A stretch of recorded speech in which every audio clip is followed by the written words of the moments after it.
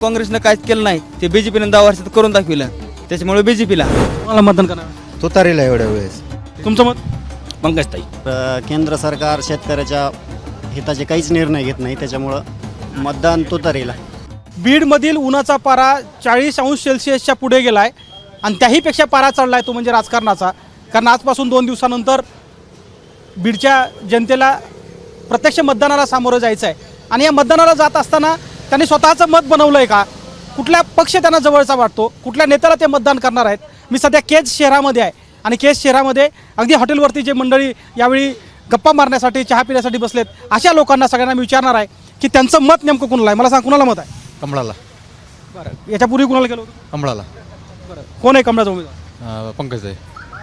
पण कशामुळे कमळाला? कमळाला मोदीने आम्हाला दिलं भरपूर, PM किसानची योजना सगळ्या घरकुल दिलं, पुन्हा ते आयुष्यमान कार्ड सगळ्या सुविधा भेटल्यात. तुमचं मत? पंकजताई. याच्यापूर्वी कुणाला गेलो? पंकजताई. प्रीतमताई. हां.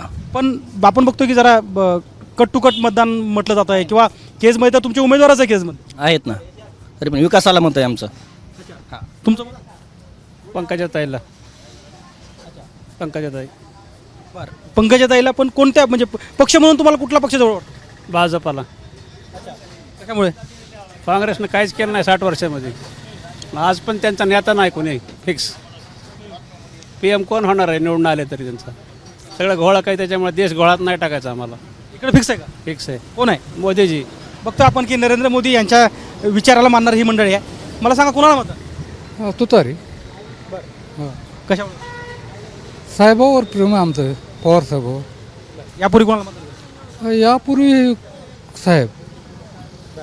पण कशामुळे, म्हणजे कोणता पक्ष म्हणून तुम्हाला जवळचा वाटतो? शेतकऱ्यासाठी रांचा राजा तोच आहे. शेतकऱ्याचं भलं करणारा माणूसच आपल्या भारतात तेवढा. तुमचं? आमचं तुतारीला. बरं, यापूर्वी? आम्ही यापूर्वी कट्टर कमळाचे माणसं होतो, पण ह्या वेळेस तुतारीला चान्स द्यायचा, कमळात जरा बाजूला जायचे. त्यांनी शेतकऱ्यात लय वाटोळं केलेले. बरं, काय काय? भाव नाही, खताचे भाव वाढविले आहेत, औषधाचे वाढविले आहेत, सोयाबीनला 4,044 भाव आहे. मग हे सरकार काय कामाचं आहे? शेतकऱ्याला मारायला लागलं आणि काय ठेवायचे? कोणाला मतदान करणार? तुतारीला एवढ्या वेळेस. आणि काय नाही म्हणजे तुतारीला मतदान करणार. बरं, कोणता पक्ष चांगला? हां, पक्ष कोणता चांगला? राष्ट्रवादी. याच्यापूर्वी कोणाला मतदान केलं होतं? कमळाला. मग आता तुतारी कशी? काय ह्या 10 वर्षात काय केलं त्यांना? 10 वर्ष खासदार होते, कुणाला फंड दिला का? आमच्या कुठं फंड दिला का कुठल्या तरी गावाला? नाही दिला. आज शेतकऱ्यासाठी बघा तुम्ही काय केले त्यांना.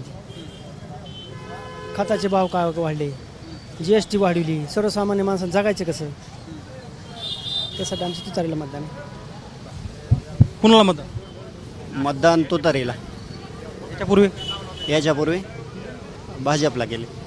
बरं, मग आता तुतारी कशी? यावेळेस सोयाबीनलाही भाव नसल्यामुळं सोयाबीन घरातच आहे अजून.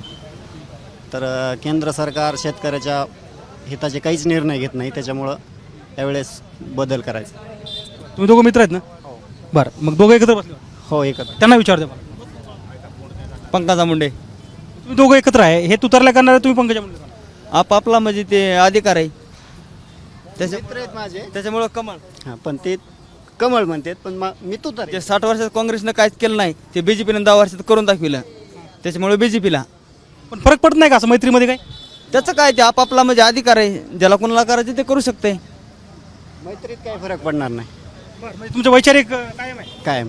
म्हणजे फार कमी दुर्मिळ उदाहरणं बघायला मिळतील यावेळी की हे 2 मित्र आहेत, एका ठिकाणी बसलेत, एकाचं मत तुतारीला आहे आणि एकाचं मत कमळाला आहे. काय नेमकं या लोकांना वाटतं आपण बघूया. काय चाललंय? काय आहे? पण तुम्हाला वातावरण तर कळतं ना, कुणी असलं तरी. काय म्हणतात लोक? सध्या तुतारीचं चाललं का? अच्छा.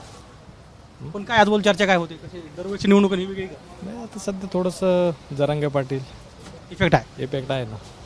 काय चर्चा काय करतात? गावागावात इफेक्ट आहे बऱ्यापैकी. इथं बघूया, काही मंडळी आणखी बदलून आली आहे. मला सांगा, मतदान कोणाला करायचं? मनाला वाटेल त्याला विचारा. मला तर मतदान नाही. मतदान आहे का नाही? मला मतदान नाही. भाऊ तुम्हाला आलं का? हो, बजरंग बाप्पाला करायचं.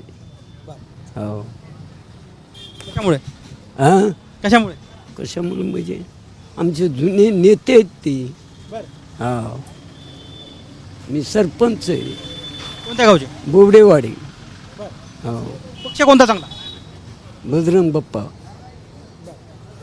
काही लोक आजूबाजूचे काय म्हणतात सध्या राजकीय वातावरण कसं आहे सध्या तर बरं आहे, उद्याचं काय सांगावं. मिनिटात बदल होतो पण बदल होणार नाही. बजरंग बाप्पाचं शीट लागणार आहे असं आव्हान देतो तुम्हाला मी. बर हा काय आजूबाजूच्या लोकांमध्ये काय चर्चा आहे हां गावच्या आजूबाजूच्या लोकांमध्ये काय चर्चा हो बजरंग बाप्पालाच. हो आपण बघतोय की ही सगळी मंडळी आहे ज्यांनी आपलं स्वतःचं मत बनवलं आहे.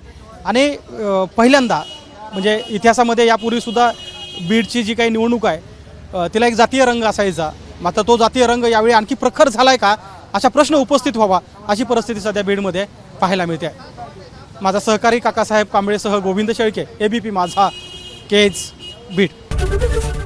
ABP माझा, उघडा डोळे बघा नीट.